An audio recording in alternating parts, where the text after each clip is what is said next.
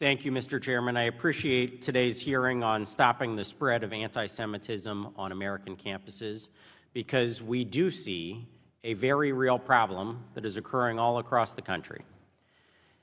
Anti-Semitism has been around for a long time, but ever since October 7th, it has come out into the light in a much more shocking and offensive fashion, particularly on our university campuses.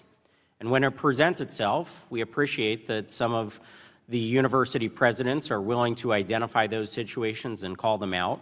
And when discrimination like this goes through a process that you have on your campus and a violation is determined that it has actually occurred, appropriate punishment is being meted out. That's important that we recognize that as well. But then accountability for us as legislators is making sure that those institutions that actually go through that process recognize the discrimination that is occurring on their campus, hand out punishment. We want to make sure that that is actually the course of events that's playing out.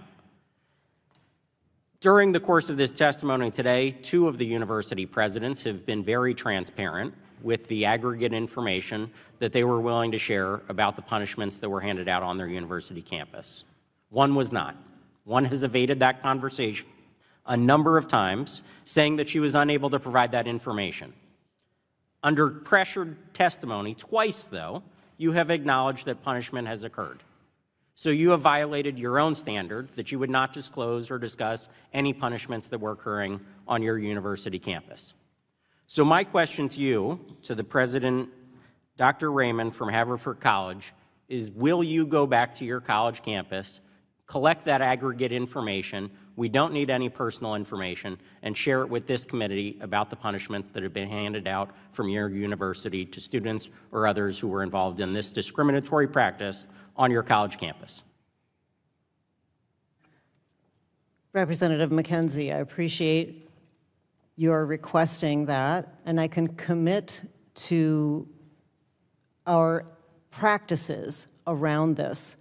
We do not share our results of our disciplinary processes on our campus or publicly. And that's a problem. So that is a problem. You do receive federal money, do you not? In some way, either directly or indirectly through student loans or grants to your university. We do, in a wonderful partnership with the federal government. Well, that partnership may be in jeopardy, because if you will not provide transparency and accountability like your other colleagues here, it calls into question your actions on your campus.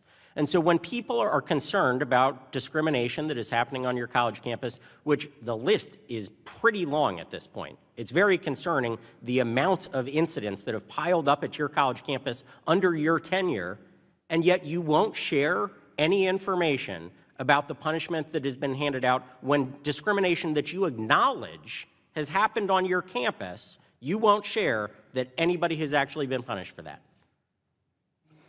Representative, the effects of what have happened at Haverford on our Jewish students and community are real and deeply troubling to me, and I am in this work, committed to getting it right.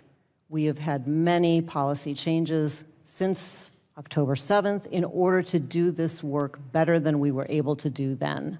And I commit to that work on an ongoing basis with deep empathy and care for all of our Jewish students, staff, and faculty. I appreciate that statement, but it is lacking in transparency and accountability about the end results of punishment that are handed out to students and faculty that are on your campus that participate in discriminatory actions.